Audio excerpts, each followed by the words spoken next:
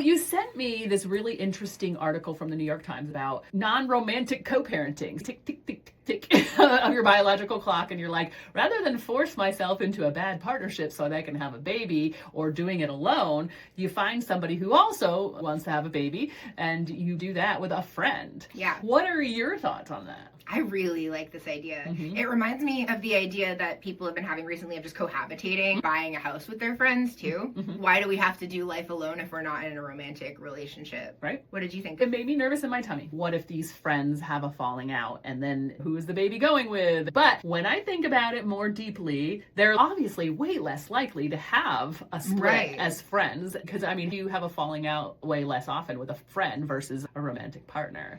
But what if that person also finds a romantic partner they weren't anticipating, and then that partner wants to jump in and be the dad, and you're like, I'm the dad. These seem like really important discussion points before you enter into something like this. I think that what would be successful is you do this with someone that you've known forever. Right, so you have some backstory on how they're going to respond to things. What if we meet somebody? What if I want to move somewhere? Those things should be discussed in a way that actually, maybe it's easier to have it contractually laid out in less of a romantic way. Maybe more romantic partners should be doing that and having those conversations. They just don't, because it's all driven. We're going to be together forever. Right. It's all driven by lust and all of that. This is where trust is so important. I would really want it to be a situation where I knew the person's, hopefully even knew their families and stuff. Because the families are also involved in your takes really, a village, yeah. That is, I think, the whole point of this is that it takes a village. I love the idea that friends are helping raise people's kids up. That seems really cool to me. Yeah, because you have all different perspectives and walks of life involved. I like it, but we need to have deep discussions about the what ifs. The whole dating thing, let's say you have a kid with your friend, you're co-parenting, and then you meet someone, that has to be like a discussion really early on. Hey, this is my situation and this is my kid. That person is always going to be in my kid's life. It becomes complicated, but I don't think it's any more complicated than normal people having kids. Yeah, actually. Could be, like you said, less complicated because they don't have the emotions. Could be more supportive to the kid. Yeah. I actually don't think a divorce situation, putting the kid in the middle of a custody battle, would be as likely in that situation. Because that comes from their own egos. They're hurt, so they're going to do that because people suck.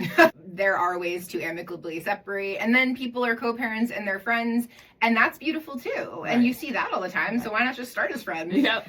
That's a cool way to do it. All right. Well, you can check out the article in the New York Times and get back to us on Facebook how you feel about it.